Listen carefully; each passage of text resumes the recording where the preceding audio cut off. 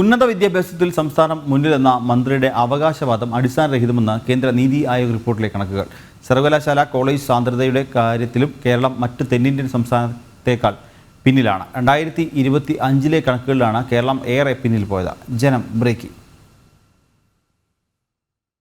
ഉന്നത വിദ്യാഭ്യാസ രംഗത്ത് കേരളം നമ്പർ 1 എന്നുള്ള ഉന്നത വിദ്യാഭ്യാസ മന്ത്രി ആർ ബിന്ദുവിന്റെ വെളിപ്പെടുത്തൽ അടിസ്ഥാനരഹിതമാണെന്ന് തെളിയിക്കുകയാണ് ഈ വർഷത്തെ കേന്ദ്ര നീതി ആയോഗിന്റെ റിപ്പോർട്ട്. ഉന്നത വിദ്യാഭ്യാസ മേഖല മെച്ചപ്പെടണമെങ്കിൽ രാജ്യത്തെ ഭൂരിപക്ഷം സംസ്ഥാനതല സർവകലാശാലകളുടെയും നിലവാരം ഉയരണം. കേന്ദ്ര സർക്കാരിന്റെ നിയന്ത്രണത്തിലുള്ള IIT, ഐസർ സമാന സ്ഥാപനങ്ങൾക്കു മാത്രം ഉയർന്ന നിലവാരം പുലർത്തുന്നതുകൊണ്ട് രാജ്യത്തെ ഉന്നത വിദ്യാഭ്യാസ മേഖല ഉന്നതിയിൽ എത്തില്ലെന്ന തിരിച്ചറിവാണ് കേന്ദ്ര സർക്കാരിന്റെ നീതി ആയോഗ് നടത്തിയ പഠനം തെളിവാക്കുന്നത്.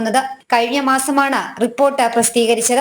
സർവകലാശാല സാന്ദ്രതയിൽ കേരളം ദേശീയ ശരാശരിയായ 0.8-ലാണ്. തെന്നിന്ത്യൻ സംസ്ഥാനങ്ങളായ തമിഴ്നാട് 0.9, കർണാടക 1.1, ആന്ധ്രാപ്രദേശ് 0.9 എന്നിവയുടെ പിന്നിലാണ് കേരളം. കോളേജ് സാന്ദ്രതയുടെ കാര്യത്തിലും കേരളം മറ്റ് തെന്നിന്ത്യൻ സംസ്ഥാനത്തേക്കാൾ പിന്നിലാണ്. കർണാടക 66%, ആന്ധ്രാപ്രദേശ് 49%, തെലങ്കാന 52% എന്നതാണ് കണക്കുകൾ. കേരളമാകട്ടെ 46%. കേന്ദ്ര വിദ്യാഭ്യാസ മന്ത്രാലയത്തിന്റെ നാഷണൽ ഇൻസ്റ്റിറ്റ്യൂഷൻ റാങ്കിംഗ് ഫ്രെയിംവർക്ക് കണക്ക് പ്രകാരവും ഇന്ത്യയിലെ ഏറ്റവും മികച്ച 100 സർവകലാശാലകളിൽ കേരളത്തിൽ വെറും 4% മാത്രമാണ് മികവുള്ളത്.